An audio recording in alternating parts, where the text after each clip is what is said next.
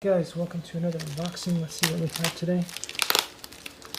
It's very well packaged, as are most things these days during coronavirus times. So let's see what we got. And I'm hoping this is resin because, oh, it is fantastic. Wow, they're really super packaged stuff. It's amazing.